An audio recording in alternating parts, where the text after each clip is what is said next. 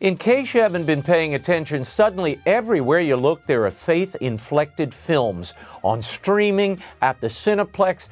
Just this past weekend, The King of Kings, an animated feature retelling the story of Jesus, made $19 million in its opening weekend, and it was number 2 overall. The House of David was one of Amazon's most watched series.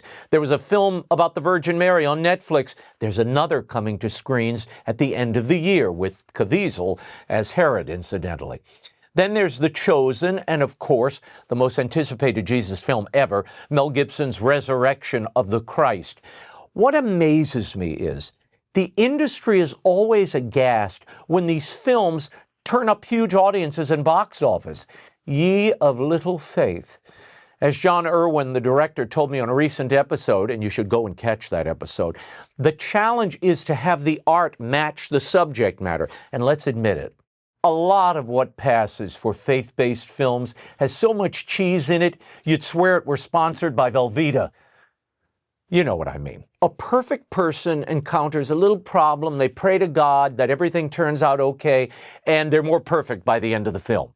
It's a heck of a lot easier to hit those magical God tropes in the same old way than to dig deep and break new artistic ground and layer in human meaning and doubt and conflict and suffering.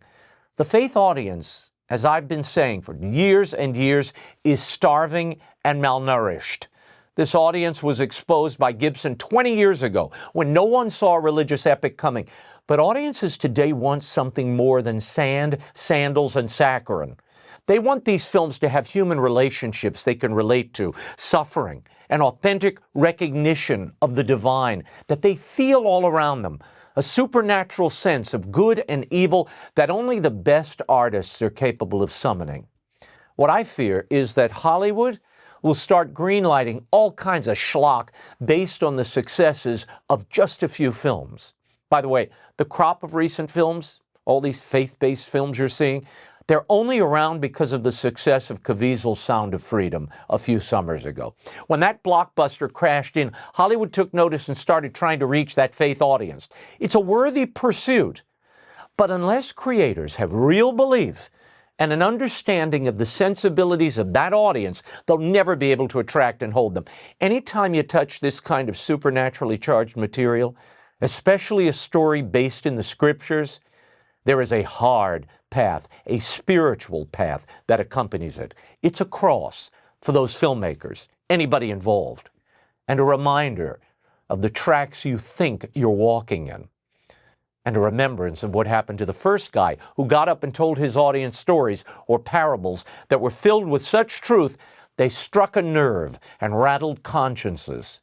It ain't for the faint of heart, but those are the only stories that truly change lives and the world.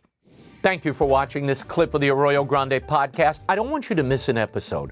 Go to our Arroyo Grande Show YouTube channel and subscribe now. Turn on notifications for breaking commentary, inspiring interviews. I want you to live a broad, thriving Arroyo Grande. Come back soon.